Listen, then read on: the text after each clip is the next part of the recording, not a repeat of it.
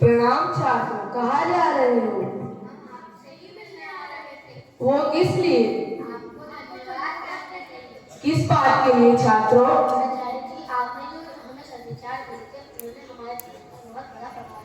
कौन सा सदविचार है वो?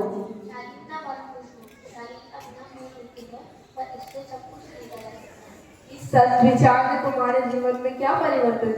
प्राचार्य जी, पहले मैं बहुत असभ्य था, अध्यापक का कहना भी नहीं मानता था, माता पिता की बात भी नहीं सुनता था और सही ढंग से भी लड़ता था। तो आपके दिए हुए सदविचार को सुनकर मैंने सोचा मैंने समझ में लाया। तो क्या हुआ बेटा?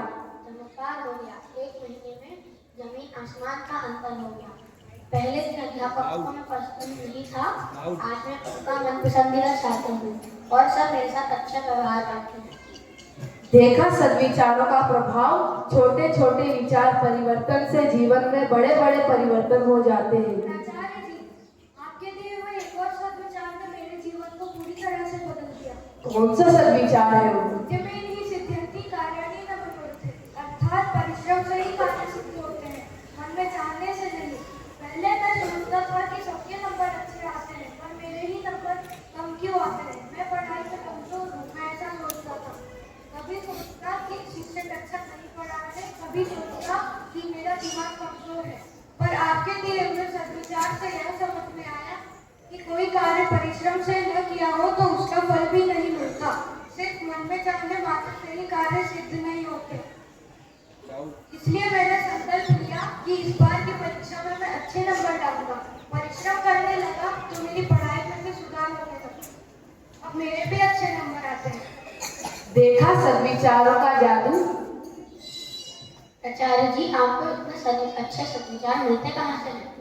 बेटा, ऐसे कई सद्विचार हमारे धार्मिक ग्रंथों, रामायण, महाभारत, श्रीमद् भगवद गीता जैसे अनेकों ग्रंथों में लिखे गए हैं। ये सब धार्मिक ग्रंथ तो हमारे घर पर पढ़े जाते हैं। रामस्तुति, भगवद गीता के श्लोक हमारे घर पर प्रतिदिन होते हैं। हाँ बेटा, हम बस उन्हें पढ़ते हैं लेकिन जीवन में अपनाते नहीं। हम उन्हें पढ़कर आध्यात्मिक तो बन जाते हैं परंतु धार्मिक नहीं बन पाते।